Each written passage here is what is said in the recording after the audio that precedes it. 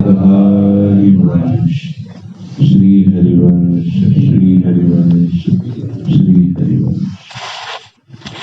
परम करुणा में वात्सल्य समुद्र श्री वृंदावन धाम अत्यंत दुर्लभ सानिध्य है। सर्व समर्थ है वृंदावन धाम, क्योंकि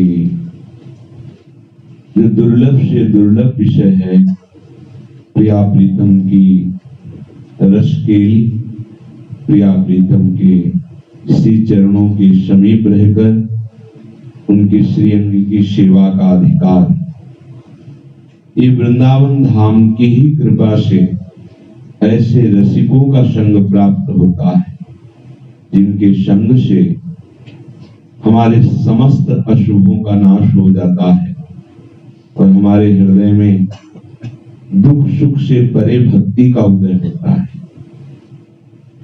वो भक्ति जो द्वंद्वों से कभी परास्त नहीं होती, वो भक्ति जिसके अधीन अपनी प्रभुता का विस्मरण करके स्वयं प्रभु हो जाते हैं। श्री सेवक जी महाराज करुणा करके कह रहे हैं, इसे राधा वल्लभ भजत भज भली भली सब होए, अशुभ अनर्भल संग जन विमुख तजो। ये जब तक हमारा ही मन प्रभु से विमुख है, तब तक हम जान ही नहीं सकते कि विमुखता का क्या स्वरूप है। जब राधा वल्लभ भजत भज, तब हम समझ पाएंगे कि विमुखता किसे कहते हैं। अभी तो हमारे सम्मुख शरीर है, शरीर सुख है, शरीर संबंधी है, व्यवहार सत्य लगता है, तो हमारा मन विमुख है। सम्मुख मन का लक्षण होता है, और कछु न सुहाय इनको युगल सेवा सुख परी। कुछ अच्छा नहीं लगता। अगर कहीं बहिर्मुख वृत्ति में वो किसी व्यक्ति वस्तु पदार्थ को देखता है, तो तत्काल व्यतिरेक पद्धति उसके हृदय में जागृत हो जाती है। नहीं, ये सब भ्रम है, नानात्व है, मायाकृत है। इसे देखना, इसे सुनना, इसे चिंतन करना, यही हमारे परमार्थ से भ्रष्ट करने का स्वरूप है। ये बहुत बड़ी हानि है, बड़ी भारी विपत्ति है कि उपासक संसार का चिंतन करे, भोगों का चिंतन करे, शरीर का चिंतन करे, शरीर सुविधा की आवश्यकता समझे। ये बहुत बड़ी विपत्ति है, ये बहुत बड़ा अज्ञान है। इस अज्ञान की निवृत्ति श्री प्रिया प्रीतम के प्रेम में डूबे हुए, जिनके नेत्रों में श्री श्यामा श्याम आकर बस गए हैं, दर्शन की तो बात जाने, और उसी रूप रस में उनका संपूर्ण अंतःकरण पग गया है। अब वो चाहे भी तो नहीं निकल सकता। उस रूप रसासों का ऐसा उन्माद चढ़ा कि देह कुटुंब ते जाए छूटी सब ही विधि ना, तो संपूर्णतया बाह्य शक्ति रहित एकमात्र हृदयस्थ श्री श्यामा श्याम की मंडली सहित संपूर्ण आसक्ति। यह अत्यंत दुर्लभ बात है और हमें सुलभ हो गई है। हम सबको श्री धाम वृंदावन का सानिध्य, प्रिया प्रीतम की लीला गुण गायन का अवसर नहीं दिया जाता। भगवद विमुख जनों को अवसर नहीं दिया जाता लीला गायन का, लीला श्रवण का, नाम कीर्तन का, नाम जप का, संत समागम का। ये तो अत्यंत कृपा पात्रों को मिलता है, अत्यंत कृपा पात्र, अतिशय कृपा। प्रभु जब द्रवित हो जाते हैं, विशुद्ध ये मार्ग है, ये त्रिगुणातीत मार्ग है, ये शुभ अशुभ से परे मार्ग है। ऐसे श्यामा श्याम के अनुरागी जनों के चरणों में अनुराग करते हैं, उनका सब तरह से भला ही भला होता है। हरिराम व्यास जी कह रहे हैं, सोई घड़ी सोई दिन सोई पल सोई छिन जबहि मिलत मेरे प्यारे के प्यारे। मेरे प्यारे श्री श्यामा श्याम को प्यार करने वाले जो हैं वो श्यामा श्याम को बहुत प्यारे होते हैं। हमारे प्रभु आपसे कितना प्रेम करते हैं, अगर आप जान जाओगे तो केवल रोते रहोगे। अभी हमारी बहिर्मुख वृत्ति है तो हम ऐसा मानते हैं कि यदि हमारी शरीर अनुकूलता मन अनुकूलता हो रही तो लगता है प्रभु की कृपा है, और शरीर प्रतिकूल और मन के प्रतिकूल परिस्थिति आई तो लगता है इतने दिनों से भजन कर रहे हैं, इतना भी नहीं कर सकते प्रभु। पर वास्तविक अनुकूलता जैसे बच्चा नहीं जानता है, माँ उसे जबरदस्ती झिड़क करके हाथ पकड़ करके ले जाती है, स्नान कराती है, दुग्ध पान कराती है, श्रृंगार करती है, गोद में बैठालती।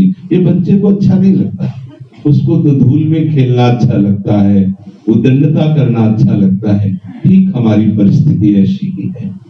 हमारे प्रभु ये चाहते हैं कि इस झूठे शरीर से तुम्हारा राग हट जाए, झूठे भोगों में आनंद की खोज मिट जाए, और तुम आओ, हम तुम्हें निर्मल करके अपने प्रेमानंद में डुबो देंगे। तो हमें बुरा सा लगता है कि प्रभु इतना भी नहीं कर सकते, हमने इतना मांगा।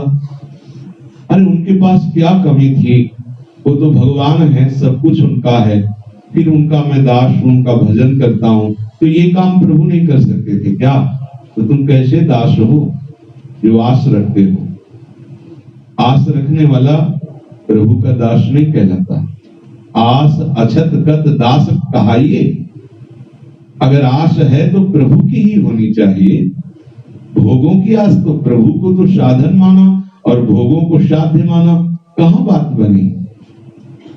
महाराज निमि जी को जब अहेतुकी कृपाल प्रभु की कृपा से 9 योगेश्वरों का दर्शन हुआ, बहुत कृतकृत्य हुए, बोले आज मुझे लगा मेरे हरि हम पर कृपालु हैं कि आप जैसे महात्मा स्वयं चल कर आए और हमें दर्शन दिए।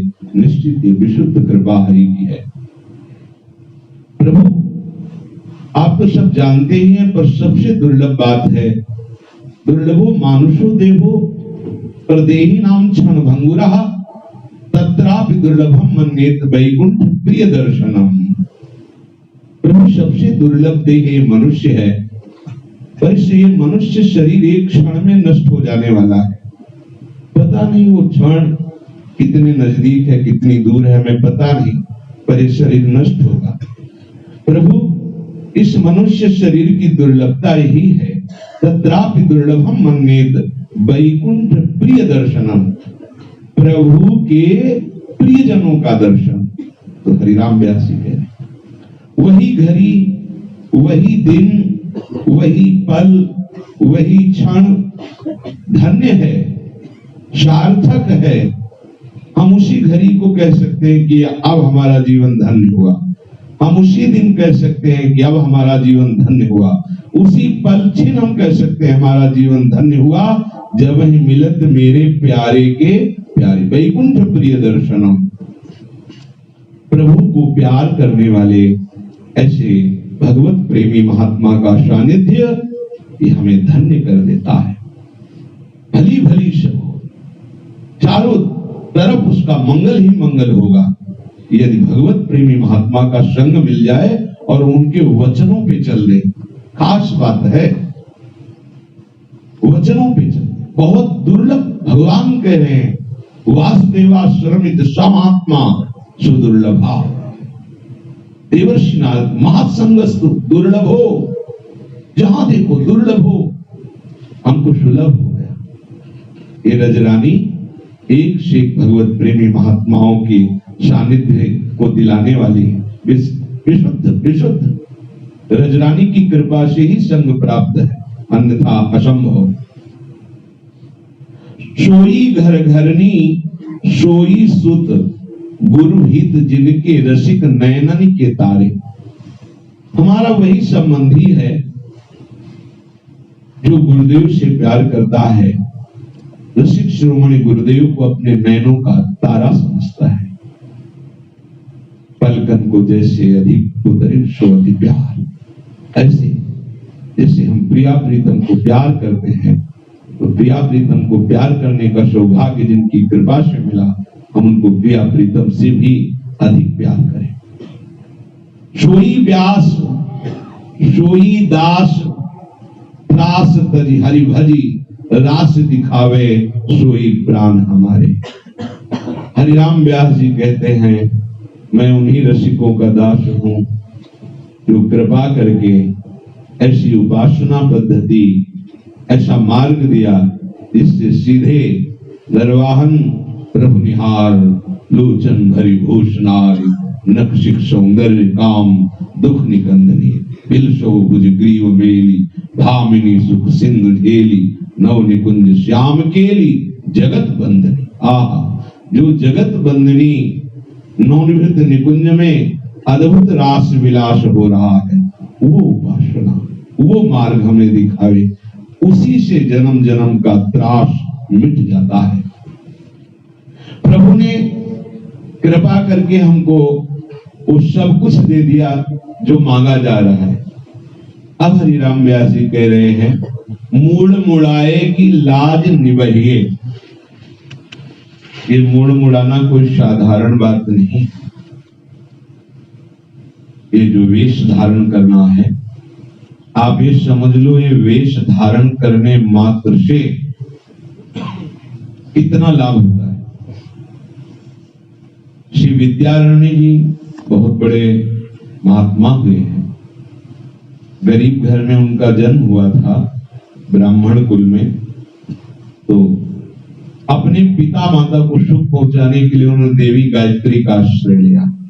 24 लाख मंत्र के जब का एक पुरस्चरण होता है, पुरस्चरण किया, नहीं कुछ हुआ। कई पुरस्चरण किए, नहीं कुछ हुआ। ऊब करके उनके मन में आया कि अब इतने में माता पिता पता, पुरस्चरण में बहुत समय लगता है, बड़ी पवित्रता, बड़ी निष्ठा पूर्वक जपा जाता है। अब उन्होंने संन्यास, जीव ही संन्यास लिया। माता गायत्री प्रकट हो गई और कहा, वत्स अब जो तुम्हें चाहिए, तुम चाहो इंद्र का पद तो वो भी दे देंगे। बोलो क्या चाहिए? बोले जब संन्यास धर्म में दीक्षित हो गए, स्थित हो गए, तब माता जी आई। वो जब आवश्यक था तब क्यों नहीं आई? तो उनका ऐसे महाअपराध थे जिनको अनुष्ठान के द्वारा पूर्ण रूप से काटा नहीं जा सकता था। आज आपने संन्यास ले लिया, सब अपराध कट गए, अब तुम जो चाहो प्राप्त कर सकते हो। ये मूड मुड़ाना कोई खेल नहीं है, बच्चों का खेल नहीं है। जैसे किसी ने संकल्प कर लिया कि अब मैं विरक्त होकर वृंदावन वास करूंगा, और कह दिया 4 लोगों से, और उसके बाद विरक्त होकर वृंदावन वास नहीं किया, तो ये अपराध उसकी नरक गति कराएगा। ये अपराध बन गया, ये बहुत बड़ा पाप बन गया। ये कोई खिलवाड़ तो नहीं भगवत मार्ग, ऐसे नहीं है, ऐसा नहीं है। हर कष्ट सहा है, ना अपने वेश का परिवर्तन किया है, ना अपने उद्देश्य का परिवर्तन किया है। चाहे जितना दुख सुख पड़े उसकी कोई परवाह नहीं, चाहे लोग निंदा करे, तिरस्कार करे। पूर्व के संतों को आप देखिए, उनके जीवन चरित्र पर, वो अपने गुरु प्रदत्त उपासना और वेश का कभी तिरस्कार थोड़ी किया है कि जब मनाया जैसा मनाया वैसा व्यवहार कर, ऐसा नहीं। एक हमारी रहनी है जो हम गुरु आश्रित हैं, जैसा हमारे गुरुदेव ने हमको वेश दे दिया, जैसा उपदेश दे दिया, जैसा उद्देश्य बना दिया, बस सुधो चले आपने। तो मूड़ मुड़ाए की लाज निबहिए, माला तिलक स्वांग धर हरि को, मारी गारी सबही की सहिए। अब चाहे कोई हमें मारे या गाली दे, हम दुखी होकर अपना उद्देश्य या वेश परिवर्तन नहीं कर सकते। चाहे मृत्यु दंड ही क्यों न दिया जाए, वो हमें स्वीकार है, पर अपने हम तिलक को, अपने हम वेश को, अपने हम उद्देश्य को, ये स्वयं से धारण किया हुआ वेश नहीं है, ये आचार्य चरणों के आश्रित गुरुजनों के द्वारा दिया हुआ है। बस हमको दृढ़ निष्ठा पूर्वक इसका निर्वाह करना है। माला तिलक स्वांगधर हरि को, मारी गारी सबही की सहे। मिलेगा, मिलता है। अगर कोई कहे कि संत महात्माओं को क्यों कोई मारेंगे, तो इतिहास साक्षी उठाकर देख लीजिए। ऐसे भगवत प्रेरित विमुख जन होते हैं जिनको स्वाभाविक संतों को देखकर गालियां देने का मन होता है, और जब वो गंभीरता पूर्वक सहते हैं तो उनको मारने का मन होता है। ऐसा होता है, और उनको पीटते हैं, फिर भी वो मुस्कुराते हुए चले जाते हैं। ये देखी हुई बात है। हरगोविंद जी के पांडाल में रास हो रहा था।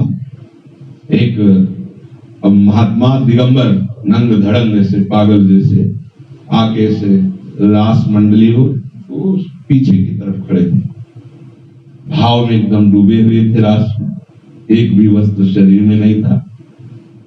भगवत प्रेरित बूट पहने हुए एक नवयुवक आया, पीछे से लात मारी, वो मुंह भरा गिर गया। गालियां बकी, 2-4 लात मारी पीछे।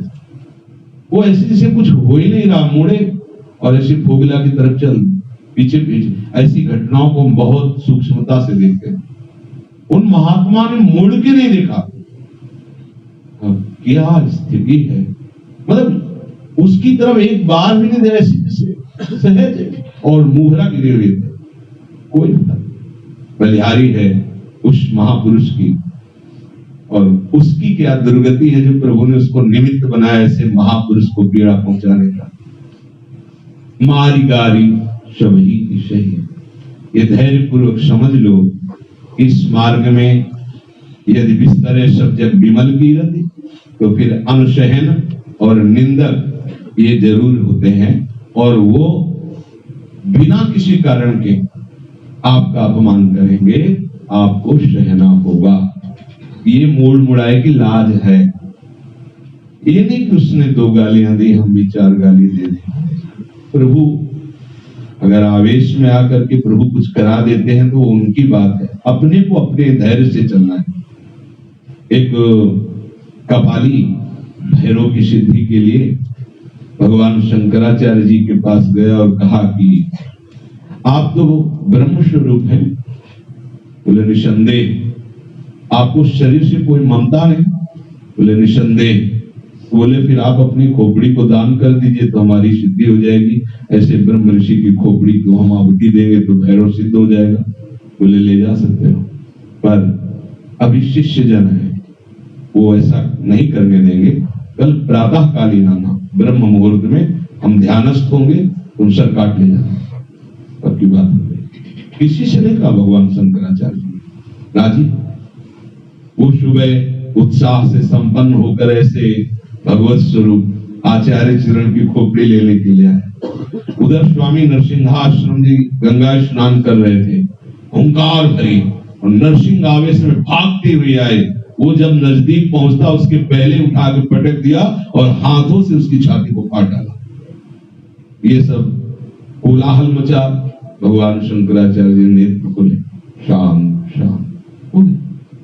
भगवत लीला जो होनी है वो तुम्हारे बस की नहीं है, पर जो हमारे बस का है वो है मारी गारी सबही की सही। विधि व्यापार जार सो कलयुग। इस युग का प्रभाव है, कलयुग का। यहाँ झूठ बोलना, कपट करना, व्यभिचार करना, व्यसन और शास्त्र विरुद्ध आचरण करना, इसमें उत्साह होगा। पहले जो निर्मल हृदय वाले होते हैं, अब भी उनको भय लगता है। अगर कभी ऐसा कुसंग हुआ भी तो उनके हृदय में अशांति हो जाती, जलन होने लगती, भय लगता है। लेकिन कलयुग का प्रभाव ना अशांति ना भय, एक उत्साह होगा। उनको संतों को पीड़ा पहुंचाने में, गाली देने में, निंदा करने में एक उत्साह होगा, मानो बहुत बड़ा विजय कर रहे हैं। ये जार है, ये हमारा भरतार नहीं है। कलयुग हमारा भरतार हरि है, और अपने भरतार को भजने के लिए कैसे चलना चाहिए, ये हरिजनों से प्राप्त होता है, भगवत भक्तों से प्राप्त होता है मार्ग। हरि भरतार गाढ़ो कर गहिए। बहुत दृढ़ता पूर्वक हरि चरणों को पकड़ो, क्योंकि बड़े बड़े तूफान आएंगे, झंझावात आएंगे। आपको हरिचरणों से विलग करने के लिए, लेकिन नहीं, बस हृदय में ठान लो कि अब हम प्राण छोड़ सकते हैं लेकिन हरि प्रिया के चरणों का आश्रय नहीं छोड़ सकते, तभी आप टिक पाओगे। नहीं तो कितनी ऐसी घटनाएं देखने को मिलती, भगवत मार्ग में कदम रखा और कोई घटना घटी और वो लौट करके चले गए। अनन्य व्रत धरि सत जिन छाणो, विमद संतन की संगति रहिए। अपने आराध्य देव का अनन्य व्रत धारण कर लो। श्री सेवक जी महाराज कह रहे हैं कि ज्ञान ध्यान व्रत कर्म जिते सब काहू में नहीं मोहि प्रतीति, रसिक अनन्य निशान बजायो एक श्याम श्यामा पद प्रीति। श्री हरिवंश चरण निज सेवक बिचले नहीं छाणी रस रीति। एकमात्र श्री श्यामा श्याम के चरणों में हमारा समर्पण, विचलित नहीं होना। जब एकमात्र अविनाशी हमारे प्रीतम है, कभी बिछुड़ना नहीं है, नाम रूप से हमारे हृदय को उन्होंने भर दिया है, अब हमको क्या? अब हमें किसी के मिलने से हर्ष नहीं, किसी के बिछुड़ने से शोक नहीं, चाहे वो वस्तु हो, व्यक्ति हो, स्थान हो या पद हो, कुछ भी हो। विमद संतन की संगति रहिए। जो मान रहित हैं उन्हीं को विमद कहते हैं। सबई मान प्रद आप अमानी, उन्हें विमद कहते हैं। ऐसे संतों की संगति में रहिए। अग्नि खाओ विषु पीवहु परोजल, पर विषहीन को मुख भूल न चाहिए। कह रहे हैं भले तुम्हें अग्नि में जला दिया जाए या अग्नि खाना पड़े तो वो स्वीकार कर लेना, पर भगवत विमुख जनों का संग मत करना। सेवक जी कह रहे अशुभ अनर्भल संगजन विमुख तजो सब कोई। ये जो विमुख जन है प्रभु से, इनका संग मत करना। देखो, इस मार्ग में आगे बढ़ने के लिए क्षमता पहले ही स्वीकार कर ली जाती है। सर्वान वस्तु तयानिरीक्ष।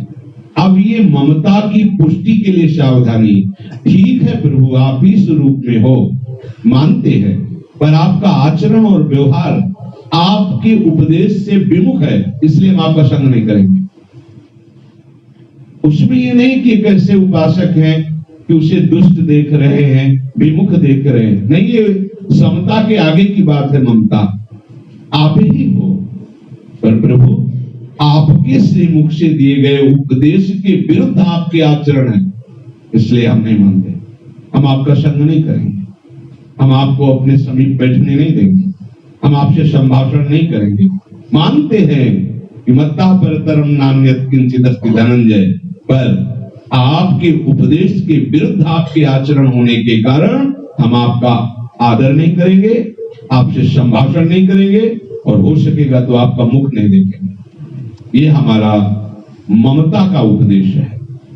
जो हमारी प्रिया प्रीतम के प्रति ममता है, ये समता से करोड़ों गुना बढ़ करके है। इस ममता की पुष्टता के लिए विष पीवहु, अगर विष पीना पड़े और एक तरफ दुष्ट का संग हो तो विष की तरफ जाना, क्योंकि वो एक ही शरीर को नष्ट करेगा, पर हमारे हृदय में जो प्रिया प्रीतम के प्रति अनन्यता वो हमें पहुंचा देगी ठिकाने में। यदि कुसंग कर लिया तो हमारे चिंतन में ही बाधा पड़ जाएगी, हमारा भगवत आश्रय भी छूट सकता है। कुसंग का बहुत बड़ा प्रभाव होता है। ये कोई हम कहानी नहीं बता रहे, ये एक साधक की बात बता रहे कि साधन में लगा, ये साधु संघ के घेरे से बाहर होने पर ऐसे आक्रमण होते हैं। कुछ ऐसी सिद्धियां होती छोटी मोटी कि बहुत कम समय में आ जाती हैं। जहां थोड़ा सा सात्विक भाव हुआ और मंत्र आदि का जाप हुआ तो सिद्धियां, जैसे अपने लोगों में किसी के नहीं आ पाएंगी, क्योंकि इतना बड़ा घेरा, इतना बड़ा लक्ष्य है कि वो आचार्य कृपा से उनका प्रवेश ही नहीं होगा, आपको समझ में ही नहीं आएगा। आप ये समझो कि भूत प्रेत यक्ष आदि को वश में करने के लिए कोई ऐसा नहीं कि 24 घंटे उनको मंत्र जाप करना पड़ता हो। कुछ समय तक अशुद्ध प्रक्रिया के द्वारा उन मंत्रों का जाप करते हैं और बड़े बड़े प्रेतों को अधीन कर लेते हैं। यक्षों को अधीन कर लेते, यक्षिणी को अधीन कर लेते हैं। कोई उनकी पवित्र जीवन शैली नहीं, कोई तपस्या नहीं, कोई विशेष साधना नहीं, कुछ अपवित्र साधनाओं के द्वारा। फिर आप तो परम पवित्र, तो आपको किसी सिद्धि का अनुभव नहीं हो रहा, क्योंकि ये सिद्धियां उन्हीं को प्राप्त होती है जिनको भटकना होता है।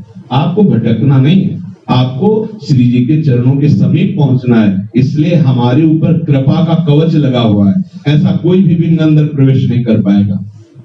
रिद्धि सिद्धि पेरे बहुआई, बुद्धि लोभ दिखावे भाई, होए बुद्धि जो परम शयानी, चिंतन चितई न अनहित जानी। या आएंगी ही नहीं, क्योंकि जैसे छोटे पुत्र पर पिता की नजर होती है, ऐसे ही अपने शरणागतों पर आचार्य की नजर होती है। समर्थ आचार्य जिनकी नजर में प्रिया प्रीतम बसे हुए हैं, वो कैसे कोई विघ्न डाल सकता है। तो भले हमें विष पीना पड़े, प्रभु श्री राम ने तो यहां तक कह दिया कि बर भल बास नरक करता था और दुष्ट संग जनी देव विधाता। भले नरक मिल जाए, अगर एक तरफ नरक है एक तरफ दुष्ट हरि विमुख है तो क्या करे, बोले नरक चले जाना, तो थोड़ा वहां से भोग कर फिर आगे निकल जाओगे, उससे पाप क्षय होंगे। लेकिन विमुख का संग हो जाएगा तो वो बिल्कुल आपको ऐसा मलिन अंतःकरण वाला बना देगा, ऐसे अपराध करवा देगा, प्रधान अपराध। देखो बहुत तरह के गलतियां अपराध होते हैं जिनका क्षमापन बहुत कम समय में हो जाता है। अब जैसे विमुख जनों का संग हो गया, वैष्णव अपराध बन गया, गुरुद्रोह बन गया। अब ये ऐसे अपराध है कि ये सुकृत बहुजन्म के क्षण में डाले खोए, ये है विमुक्ता। बड़ा सावधान रहने की आवश्यकता। परम जल भले हमें अथाह जल में बांध के फेंक दिया जाए तो स्वीकार है, लेकिन हमें कुसंग नहीं करना, विमुखों का संग नहीं करना। विषयीन को मुख भूल न चाहिए। जो वैष्णव नहीं है, हरि विमुख है, हमें ऐसों का प्रणाम करके दूरी बना के संग नहीं करना है। व्यास आस करी राधा धव की, श्री वृंदावन कह बेगी उमहिए। श्री राधा वल्लभ लाल के चरणारविंद की प्रीति की आशा रखते हुए भागो और श्रीधाम समर्थ वृंदावन का आश्रय ले लो, वो आपको बचा लेगा, वो आपको संभाल लेगा। सेवक जी कहते हैं अशुभ अनर्भल। अशुभ क्या है? जिसका शास्त्र निषेध करता है वो अशुभ है, और जिसे शास्त्र प्रतिपादन करता है वो शुभ है। और हरि भक्ति शास्त्र के शुभ अशुभ दोनों से ऊपर है, विधि निषेध से परे है। जो हरि भक्ति है ये गुणातीत है, ये शुभ अशुभ से परे है, अशुभ भी बंधनकारी है। पर जो अशुभ में चल रहे हैं उनका संग हमारी जो शास्त्र विधान से चलने वाली बुद्धि उसी को नष्ट कर देगी। भक्ति बहुत कोमल हृदय है, अगर थोड़ा भी कुसंग हो जाए तो बिगड़ सकते हैं।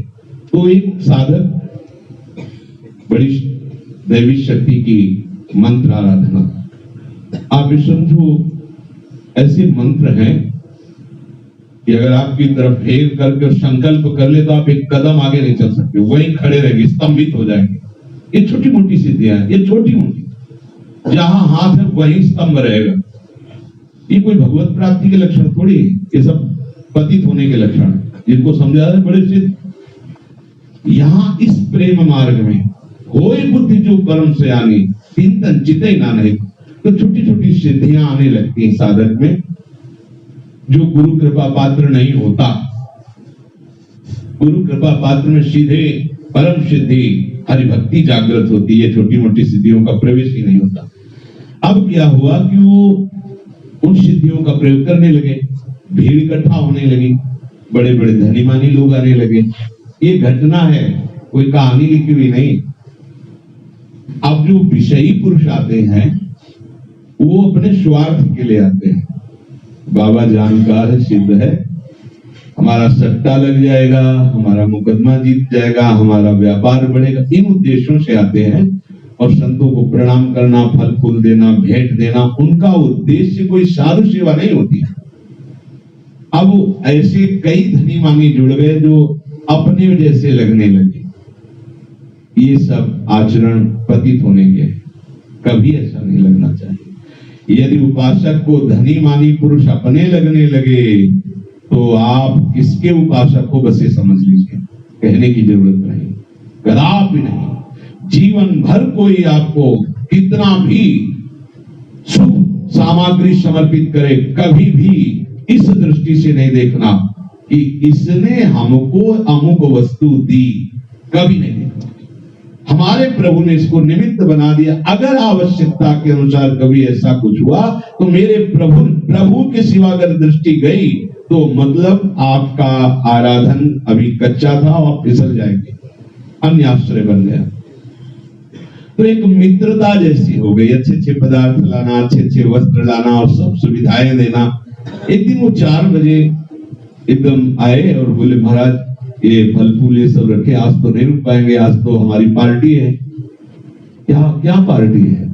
वो क्लब में है, क्लब में। तो कहा कि ये क्लब क्या होता है?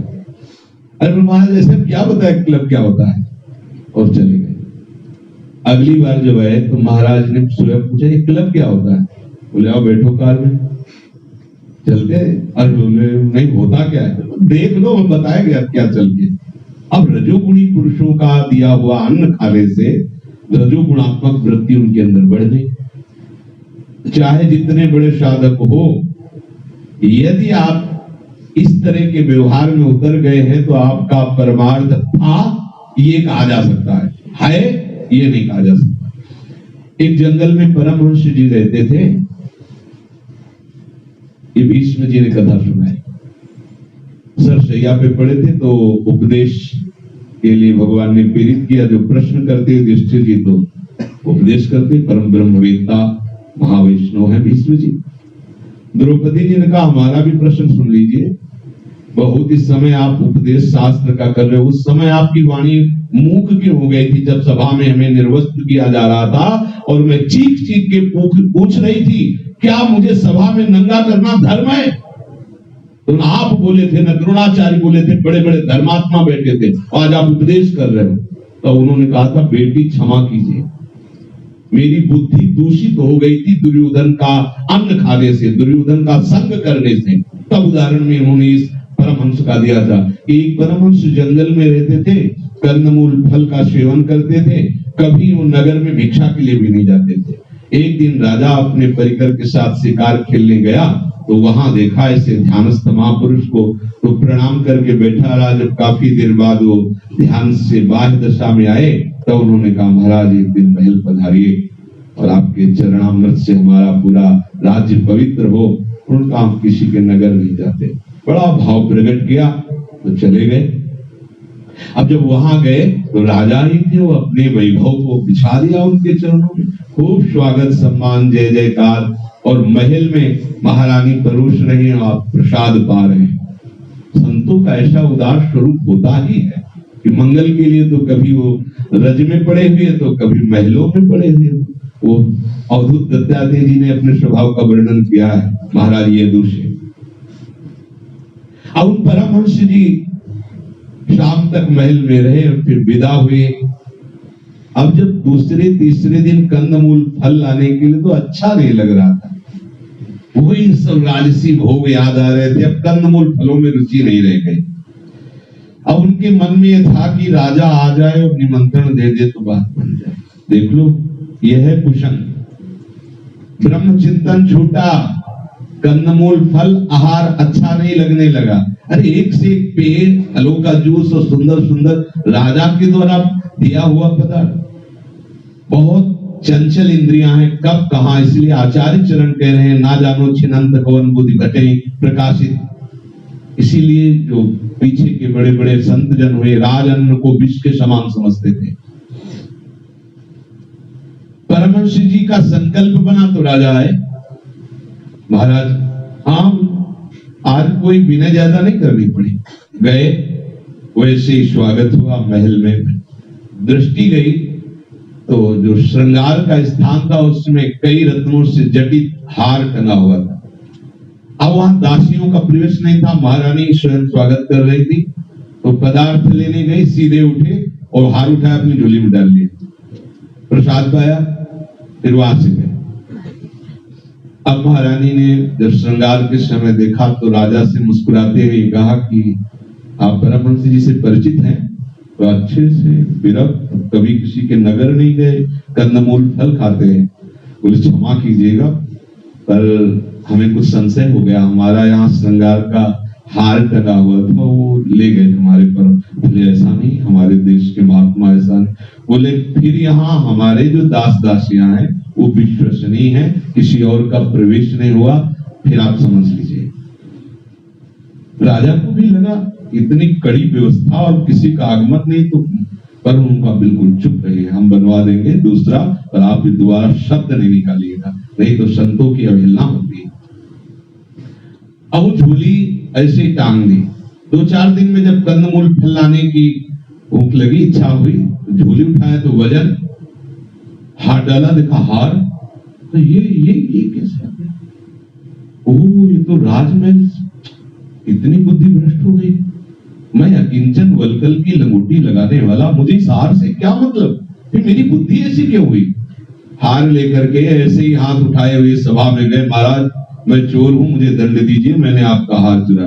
बोले महाराज, राजा चतुर होते ना, उनका महाराज ये तो हम परीक्षा के लिए आपकी झोली में डाल दिया था, आप जैसे महात्मा हमारे देश की शोभा महल में ले गए, प्रजा को जानने नहीं दिया कि ऐसा। एकांत में ले गए, चरणों में प्रणाम किया और कहा महाराज मुझे ये बात समझ में नहीं आई कि आप ही चुरा कर ले जाते और आप ही देने आते हैं। बोले राजन, इसमें मेरी बुद्धि दूषित होने का कारण आपका अन्न है, आपके अन्न से ही हमारे अंदर बुद्धि दूषित हुई, और जब कई दिन अन्न नहीं गया, रक्त हमारा जला क्षुधा से, तो पवित्र हुआ, तब मुझे ऐसा समझ। तो भीष्म जी ने कहा बेटी द्रौपदी, मेरा जो विवेक है वो अपहरण हो गया था दुर्योधन के संग से, दूषित अन्न से, इसलिए मेरे में हिम्मत नहीं थी कि मैं सभा में खड़ा हूं। भीष्म जी खड़े हो जाते और भला कोई उनका विरोध कर सकता? तो जो भारी विमुख जन है, इनका किसी से किसी भी प्रकार का संपर्क, उसका पतन करना है। इसे सेवक जी स्पष्ट कह रहे, अशुभ अनर्भल संग जन विमुख तजो सब कोय, विमुख तजो सब कोय, ये झूठ बोलत सच मानत। ये जो विमुख जन है ये हर्षित होकर झूठ बोलते हैं। वैसे शास्त्रों में वर्णन किया गया है कि सत्य के समान कोई पुण्य नहीं और असत्य भाषण के समान कोई पाप नहीं, नहीं असत्य संपादक पुंजा, ऐसा वर्णन किया गया है। लेकिन अब देख लीजिए, हम अपने को ही केवल देखें कि हम कितने मात्रा में हरि से विमुख है। झूठ बोलने में कोई संकोच ही नहीं होता। पहले था कि झूठ बोलने के लिए किसान, एक गृहस्थ आदमी भी बहुत मतलब सोच विचार करके ऊहा पोह में डूबा हुआ, फिर बड़ा निर्णय करके तब कहीं वो आगे कदम बढ़ाता था कि ये धर्म का ह्रास करने वाला नहीं होगा, इसमें उसका मंगल होगा, चलो थोड़ा झूठ बोल देते हैं, जैसे बेटी का ब्याह है या किसी की जान बचाना या ऐसा। अब तो सहज में देखो कलयुग का प्रभाव है, झूठे ही लेना, झूठे ही देना, झूठे ही भोजन, झूठ चबेना। भूखे निकल रहे, आओगे प्रसाद पालो आके, नहीं हम पाए हैं, झूठ चबेना, झूठे ही लेना, झूठे ही देना, झूठे भोजन, झूठ चबेना। आप देखो अपने जीवन में, अपने लोग देखें कि संभाषण में कितना मिथ्या है। अच्छा, अब क्या आपको व्यवहार निर्वाह करना है? आप सबको वृंदावन वासी भगवत आराधन में क्या झूठ बोलना है? आप नहीं मिलना चाहते, बोल दीजिए नहीं मिलना है। हम किसी के अधीन तो है नहीं, प्रिया प्रीतम के अधीन। और भजन के लिए हमने सारे व्यवहार को छोड़ा है, सारे संबंधों को छोड़ा है। हम किसी से भी ना मिले तो कोई परेशानी, झूठ बोलने की क्या जरूरत है कि हम यहाँ आए नहीं, हम नहीं मिलना चाहते। जब हमारे अंदर स्फुरना होगी हम आपसे मिल लेंगे। स्पष्ट कहने में क्या जाता है? हम झूठ क्यों बोले, झूठ क्यों बोले, क्यों हम मोल पाप ले? ये वाणी भगवान नाम और सत्य भाषण के लिए मिली हुई है। हमें लगता है प्रभु के सिवा कुछ बोलना सब झूठ ही है, क्योंकि उपनिषद कहते हैं, वेद कहता है ब्रह्म सत्यम जगत मिथ्या। तो जगत भाषण, लोक कथा, ग्राम्य कथा, परवार्ता, ये सब झूठ ही तो है। तब सुख हरिवंश गुण नाम रसना रटत और बहुवचन अति दुखदान। देखो अपने लोगों का सीधा मार्ग है, क्यों झूठ बोले, क्यों हम क्यों डरे, हम क्यों ऐसा कि भाई बैलेंस बना के, हम व्यवहारी थोड़ी है, परमार्थ के प्रतीक है। हरिवंश भरोसे भय निडर नित गर्जत हरिवंश। सही बात, अगर कचाई है तो आप सही नहीं बोल सकते। अगर आप सच्चे हरिभक्त हो तो झूठ क्यों बोलोगे? क्या आपको चाहिए? सम्मान चाहिए, यश चाहिए, प्रियता चाहिए लोग की, वो थोड़ा सा उसको बुरा लगेगा। कैसे बुरा लगेगा? सत्य बोलोगे नहीं बुरा लगेगा। हम नहीं मिलना चाहते, हम हैं नहीं मिलना चाहते, वो विचार करेगा, सत्य जाकर वहां विचार करेगा। संत है भजन में लगे होंगे या कोई उनका मंगल विधान होगा, नहीं मिलना चाहते, हमारा कोई जोर थोड़ी है। प्रणाम, जब आप मिलना चाहे ना मिल लेना। उसके अंदर सत्य विचार जाकर के हावी हो जाएगा और उसको पवित्र करेगा। और झूठ बोल देंगे तो आपका हृदय मलिन हो जाएगा और सामने वाले के हृदय में आपके प्रति हो सकता है कि वो दोष वृत्ति जागृत हो जाए, क्योंकि आप दोष कर रहे हैं। विमुख तजो सब कोई झूठ बोलत सच मानत। ये सुख मानते हैं झूठ बोलने में जो हरि विमुख जन होते हैं। तो देखो हरि विमुख की पंक्ति में नहीं खड़े होना, हमें हरि के सम्मुख रहना है। तो क्या, या तो कुछ मत बोलो, मौन रहो, अगर बोलो तो भगवत संबंध से बोलो। अगर आप ऐसा सत्य ग्रहण किए हुए हैं तो अज्ञान है। ये हमने देखा है, आप मार रहे थे, आप गाली दे रहे थे, आप ऐसा कर रहे थे, हमने देखा, हम सत्य बोलेंगे। वो स्वप्न में ही स्वप्न देखते हुए अपने को जागृत समझ रहा है, ये भी असत्य है। तुमने देखा कि तुम्हारे प्रभु खेल रहे थे, तुम्हारे प्रभु इस सब जगह है, नहीं, इसे सत्य नहीं कहते। जो सत्य है तो सच्चिदानंद रूपा है, प्रभु है, प्रभु का नाम गुण लीला, प्रभु के चरित्रों का गायन, संसार की वार्ता, ये सत्य नहीं। ऐसे प्रसंग में भक्तजन उदासीन रहते हैं, न मित्रता न शत्रुता, गंभीर मौन। आपने कुछ देखा, हमने जो देखा तुम समझ ही नहीं पाओगे, क्या हम तुम्हें समझाएं? नहीं, क्या देखा? हम तो जो देख रहे हैं वही देख रहे हैं, तुम्हें क्या बताएं? चल पड़ा, बोला ना बोला, साधु अपनी मस्ती में। ये प्रमाणित कर देना कि हमने देखा ये इसको मार रहा था, ये असत्य है। अगर विचार पूर्वक देखो तो एक ही परमात्मा अपने आप से खेल रहा है, ये तुमने नहीं देखा, इसलिए वो असत्य, और तुम अब द्वेष के पात्र बनोगे।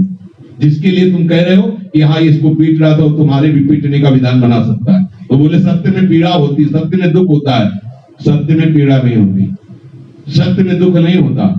जो असत्य पीड़ा और दुखमय है वो भासने लगता है, ये सत्य का स्वरूप होता है। असत आचरण करने पर असत को आप नहीं समझ पाओगे, सत आचरण करने पर ये दिखाई देगा, दुखालयम अशाश्वतम अनुभव में आएगा।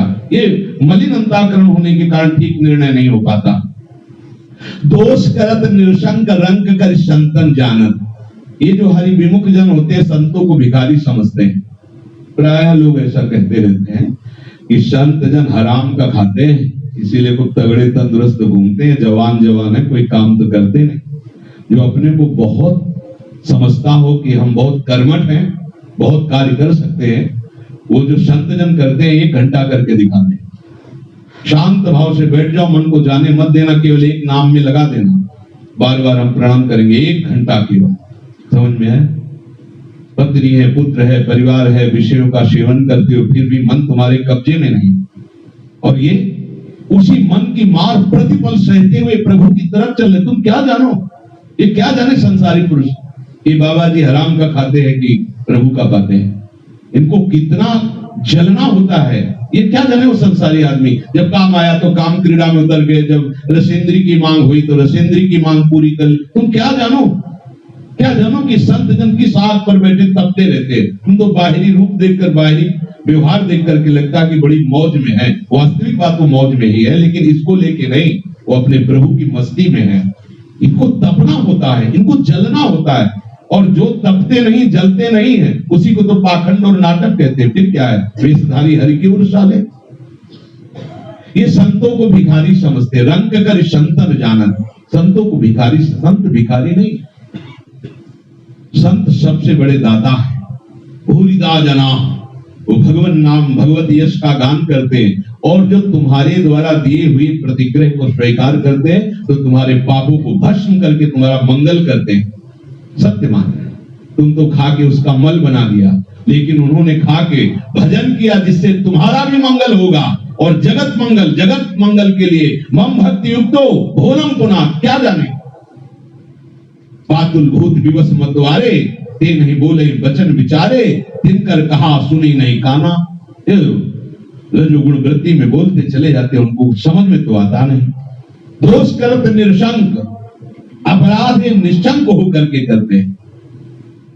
ये जो भगवत विमुख जन होते हैं, इनको बड़ा हर्ष मिलता है, इनको सुखानुभूति होती है दूसरे को पीड़ा देने में।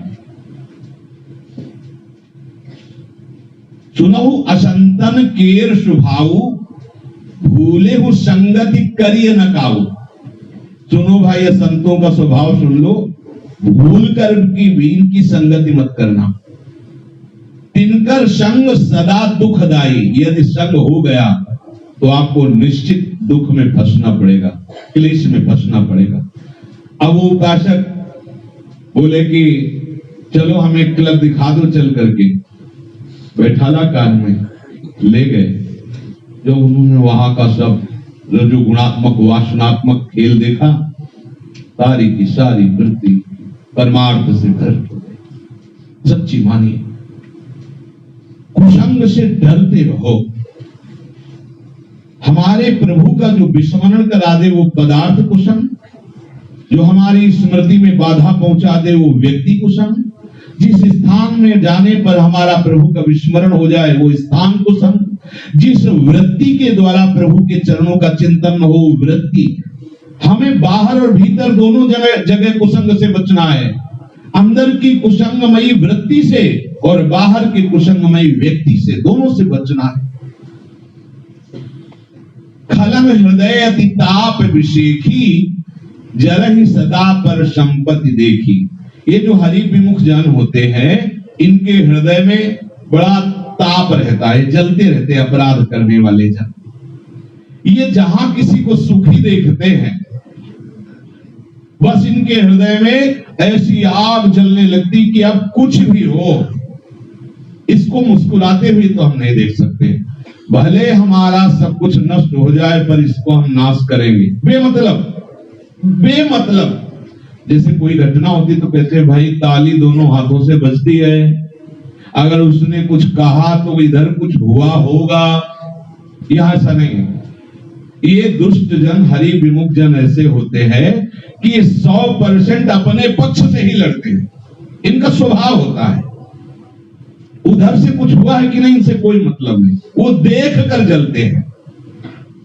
खलन हृदय अति ताप विषेखी, वो देख कर जल रहे हैं, सामने वाला उनको जला नहीं रहा, वो स्वयं जल रहे हैं।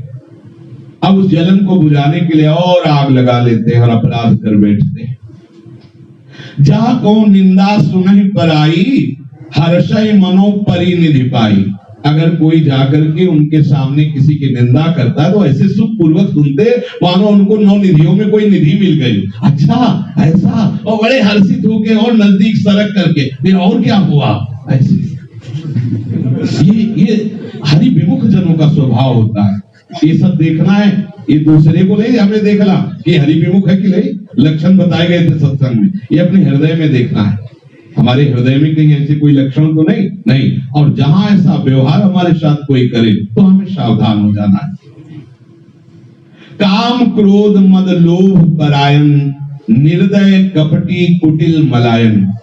वो काम क्रोध मद लोभ के परायण होते हैं।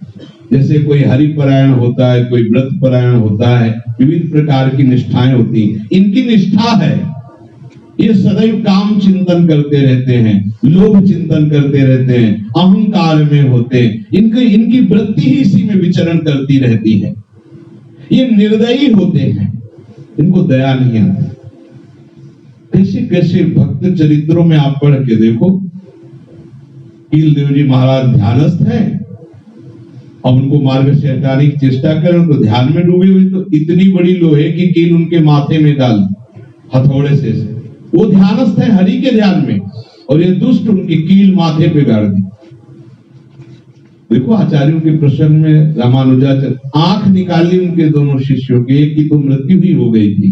कैसे कैसे दुष्ट जन होते, निर्दयी, कपटी, कुटिल, मलिन हृदय वाले, बैर अकारण सब का होसो, सबसे बिना किसी कारण के दुश्मनी ठान लेना, और जो कर हित अनहित ताहोसो, जो उनका हित मंगल करना चाहते हैं मंगल करते हैं, ये उनका भी अमंगल कर देते हैं। बोले मधुर वचन जी में मोरा, हाँ वाणी ऐसी बोलेंगे कि ऐसा लगेगा इससे ज्यादा बड़ा मित्र कोई है नहीं। बड़ी मीठी बात, मोर जैसे बहुत मीठा बोलता है, लेकिन खाई महा अहि हृदय कठोरा, मोर सांप को खाता है। तो बोले ये जो दुष्ट जन हरि विमुख जन होते, ये बहुत मधुर वाणी से फंसाते हैं लोगों को। अरे भैया आप मतलब समझो, हम आपको अपना समझ के बता रहे हैं। जो आप उधर जाते हो ना, पूरा नाटक हो रहा कि रुपया कमाने का, मत फंसो बात के पछताओगे। दसियों को हमने देख लिया भैया, दसियों को। सामने वाले को लगेगा यार ऐसा मित्र को, अच्छा ऐसी बात, वहां वही हुआ।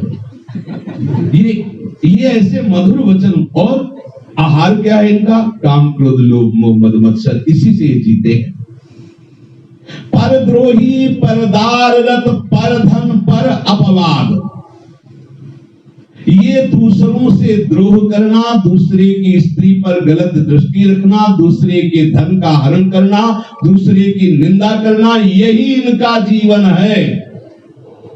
ये केवल देखने में मनुष्य हैं, वास्तविक ये राक्षस हैं।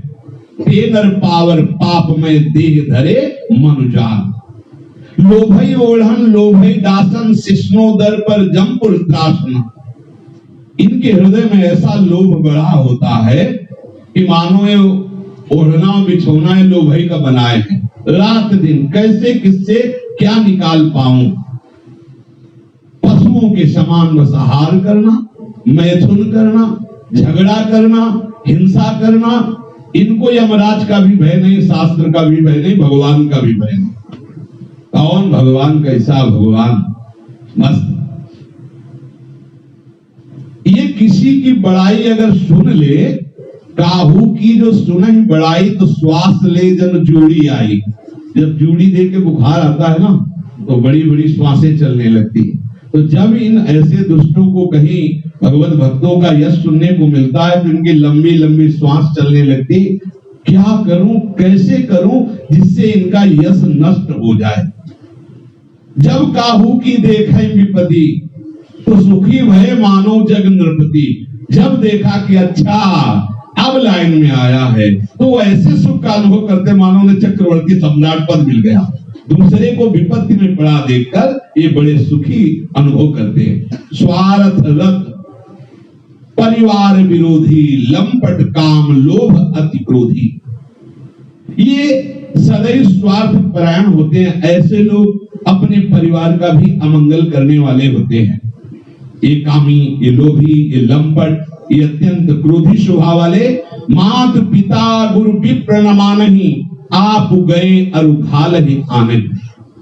न ये माता को मानते हैं, न पिता को मानते हैं, न ये गुरु को मानते हैं, न ये वैष्णव जनों को मानते हैं। आप तो स्वयं नर्क का मार्ग तय ही कर चुके हो। जो इनका संग करता है उसकी भी ये दुर्गति कर देते हैं। करहि मोह बस द्रोह परावा, संत संग हरि कथा न भावा। इस सदैव दूसरों से अज्ञान के कारण द्रोह करते रहते हैं, और संत संग और भगवत कथा ये तो इनको बिल्कुल अच्छी नहीं लगती। इनके स्वभाव में है। योगुण सिंधु मंदमति कामी, वेद विदूषक परधन स्वामी। विप्रद्रोह पर द्रोह विशेखा, दंभ कपट जी धरे सुवेशा। ये अवगुणों के समुद्र है, कहां तक वर्णन करूं इनको। ये मंदबुद्धि, कामी, ये शास्त्रों की निंदा करते हैं, जबरदस्ती दूसरे का स्वत्व लूटने की कोशिश करते हैं। ये वैष्णव जनों से द्रोह करते हैं, खास करके संतों से। इनके हृदय में दंभ कपट भरा रहता है, पर ऊपर से सुंदर वेश और सुंदर वाणी बोल करके आकर्षित करते हैं। तो ऐसे जनों से बचने के लिए श्री सेवक जी महाराज कहते हैं, जो हमारे समीप आकर के प्रपंच की चर्चा करे, बस समझ लो, चाहे वो भाई बंधु रिश्तेदार नातेदार सगा संबंधी कोई भी हो, तजिए ताहि कोटि बैरी सम यद्यपि परम स्नेही। चाहे जितना हमारा सगा संबंधी हो, हमारे प्रभु से बिलग चर्चा करे तो नहीं सुनना चाहिए। ये कम से कम अपने वृंदावन वासी जो भगवत मार्ग में लगे हुए हैं, जो गृहस्थी में तो क्या करें, ना इच्छा होने पर भी आदर सत्कार बैठना उठना, पर वो सावधानी से अगर रहे तो वहां भी भक्ति हो सकती। पर अपने लोगों के लिए तो किसी की कोई परवाह ही नहीं है। अभी आप नियम ले लो कि मुझे किसी से बात नहीं करना, तो नहीं करना, वो करे राधे श्याम श्री हरिवंश मत बोलो, अंतर से ऐसे भावपूर्वक सबको भगवत भाव से प्रणाम है, किसी को मत प्रणाम करो, किसी की तरफ मत देखो। आप तो असंगोहम पुरुष, आप तो भगवत पार्षद है, कुछ नहीं, व्यवहार की बिल्कुल जरूरत नहीं। जो अंतर में सबके बैठा हुआ प्रभु है उसको प्रणाम कर लो, भाव से अंदर से प्रणाम कर लिया, किसी से कोई संबंध नहीं। कोई कह रहा है राधे श्याम, आपका मन है तो बोल दीजिए, आपका मन है तो मत बोलिए, अंदर तो चल ही रहा हर समय राधे श्याम। भाई बोले अरे कैसा भगत है, नाम भी नहीं लेता, तुम क्या जानो उसका रोम रोम नाम ले रहा है, हमें जनाना थोड़ी कि हम भगत हैं। बहुत सावधान। अभिमानी गर्विष्ठ लोभ मद मत अगाधा, दुष्ट परिहरो दूरी भजत भज श्री हरि राधा। जो सदैव देह अभिमान में, धन अभिमान में, विद्याभिमान में, यौवन अभिमान में, महत्व अभिमान में, मेरा बड़ा पद है, ऐसे अभिमानी जनों से दूर रहो। भूत भविष्य लोक 14 में भये होए हरि प्यारे, 300 व्यवहार हमारो अभिमानी न्यारी। अभिमानी गर्विष्ठ लोभ मद मत अगाधा, जो गर्व करने वाले हैं। गर्व कहते हैं थोड़ा सा भी कोई काम हुआ उसे छपा दिया, थोड़ा सा भी अगर कहीं संयोग वसात कोई शुभ काम हुआ तो इसे गर्व कहते हैं, इसे छपा दिया। खूब आपको पता, वृंदावन गए थे, 11 रुपया बिहारी जी में चढ़ाया था और अमुक किया, ऐसा किया, ये सब गर्व है, ये सब हरि विमुखता है। जो हरि सन्मुख जन करते हैं वो तो पर्दा लगा के करते हैं, छपवा के थोड़ी करते, वो छिपा के करते, कि कोई देख ना पावे कि हमने हरि जी को क्या भोग लगाया। ऐसा जो भी संत सेवा, जो भी भगवत सेवा कोई जान ना पावे, ये जो जनाने की प्रक्रिया है, गर्व को पुष्ट करना है। ये गर्व भगवत मार्ग में बहुत हानिकारक है और इसे बचा नहीं पाते प्राय उपासक जन भी। और स्वप्न में हमने जो जागृत में भजन का आनंद है उसको तो कैसे छुपा पाएंगे, अगर स्वप्न में भी कुछ आनंद की बात आई तो सबसे बताना शुरू। और हमारे तो 24 घंटा भजन वही हम सब सुनते हैं। जब अभी मिलेंगे ना तो बड़े बड़े सिद्ध आते हैं, एक आए वो सियाराम जी से हमसे बात होती है, उनको भाई होती होगी, प्रणाम है, आप बता क्यों रहे? बोले आपको मतलब आपको तो हम कहा उठ करके साष्टांग दंडवत करें इस बात के लिए। फिर कहा तो महाराज जी फिर भी न सुन लीजिए, शरणागति प्रदान। अभी शरणागत हुए सियाराम से बात, मतलब बड़ा विचित्र खेल है। कितने ऐसे आते हैं, हमें तो अधिकतर सिद्धों के दर्शन ही होते हैं, साधक तो बहुत कम मिलते हैं, बहुत कम मिलते हैं, नहीं तो प्राय अपनी स्थिति बताने वाले जाते हैं। वहां जो बात होती है जिससे मिलने के लिए आते हैं तो अपनी स्थिति हमको बताने वाले मिलते हैं कि अब तो ऐसा होता है, ये यहाँ माथे पे हर समय चलता रहता है, आज्ञा चक्र में रहता है, पर प्याज लहसुन नहीं छोड़ सकते। अरे आप वहां के वो तो काट करके ठीक ठीक यूट्यूब पे डाला जाता है, अगर सीधे डालेगा तो आप ही देखो ऐसे ऐसे महापुरुष आते हैं, पूछो मत भैया। ये भगवत मार्ग है, इसमें दिखावे की बिल्कुल जरूरत नहीं। अगर जरा भी दिखावा स्वीकार किया तो गर्व आ जाएगा, और गर्व आ जाएगा तो भगवान का नाम गर्व प्रहारी, वो प्रहार करेंगे तुम झेल नहीं पाओगे। सच्ची मानना, सुनो राम कर शहद सुहाऊ जन अभिमान, ये जन में भी होता है, तभी तो कह रहे हैं ये गर्व। इतना हम भजन कर लिए, इतना हम ऐसा ऐसा ऐसा, अपने शरीर से जो भागवतिक चेष्टाएं होती हैं वो आचार्य कृपा से होती है, वो गुरु कृपा से होती है। शरणागत उपासक कभी नहीं ये सोचता कि ये मैंने किया, श्री जी ने कराया, प्रभु ने कराया, उन्हीं की प्रेरणा से हो रहा है। और जो विमुख जन होते हैं वो छोटे से छोटे शुभ कर्म में भी बड़ा गर्व कर लेते हैं, उसे प्रकाशित करते ही गर्व करते ही वो सुकृत अंतर्ध्यान हो जाता है। जैसे सिद्धांत है कि कोई आपसे अपराध बन जाए, एकांतिक पाप बन गया, अब यदि आप उसका मोचन चाहते हो तो पहले निश्चय करो कि दोबारा गलती नहीं होगी, और अपने बड़े बुजुर्गों से उसको सभा में या सभा चार संतों के सामने कि मैं बहुत अधम हूं, मेरे द्वारा ऐसी गलती हो, वो पाप नष्ट हो जाएगा। पर ये केवल तभी जब आप पहले निश्चय कर रहे हैं कि आगे से गलती नहीं होगी। ऐसा नहीं है कि आप बार बार सभा में खड़े होकर के चलो पाप को नष्ट करने के उपाय मिल गया, आपको आराम से करो, सभा में खड़े हो जाओ, ऐसे भी निर्लज है, कोई फर्क नहीं पड़ेगा, वो बता देंगे। ये केवल उनके लिए उपाय है जो अवलोकनाशानी अवनान, तो अहम नष्ट हो जाता है और दैन्यता आती है, अंतःकरण की मलिनता नष्ट होती है। ऐसे ही जब अपने सुकृतों को बता देते तो अंतःकरण मलिन होता है, गर्व प्रकट होता है और सुकृत नष्ट हो जाता है। अब बोलो, कोई भी सुकृत कितनी मेहनत से करते हो और उसको आप एक क्षण में नष्ट करके केवल गर्व से आप आनंदित होना चाहते हो, तो जो गर्विष्ठ है उनसे बचने की जरूरत है, क्योंकि ये संक्रामक रोग है। आप में भी गर्व आने लगेगा यदि उनका देखो दैन्य संतों का दर्शन करते ही दैन्यता आती, क्या आती, कैसे भी हो आपका मन होगा इनके चरणों में प्रणाम कर, आगे ना दैन्यता। जहां गर्विष्ठ जनों का संग करेंगे तो गर्व आने लगेगा। लोभ मद मत अगाधा, ये जो लोभ के मद में अगाध रूप से मत बने हुए हैं, ऐसे दुष्टों का दूर से ही परित्याग करके श्री राधा हरि के भजन करने वालों का भजन करना चाहिए। सावधान रहिए, ये जो भक्ति का अंकुरण है इसे कहीं माया बकरी चर न जाए, क्योंकि उसके पार्षद हैं ये जो कुसंगी जन है, भगवत विमुख जन है, ये माया के पार्षद है। जो सत्संगी जन है, जो हरि सम्मुख जन है, ये भक्ति के पार्षद है। और भक्ति मार्ग के पथि को तो माया के पार्षद तो आएंगे, आपको उनकी भी रक्षा करनी है और अपनी भी रक्षा करनी है, उनको भी अपराध न लगे, इसलिए आप उनसे उदासीन रहो, उनको अपराध न। अगर कभी आपके प्रति उनका ऐसा भाव आ जाए तो अपने आराध्य देव से प्रार्थना करें, प्रभु इसको कभी दंड न मिले, इसका हृदय निर्मल हो और बेचारा ये तो आपकी माया के अधीन, नाथ आप तो करुणामय हो, आप कृपा करो, तो उससे हमारी भक्ति बढ़ेगी, उसका भी मंगल हो जाएगा। यही हमारा सत्मार्ग है। श्री राधा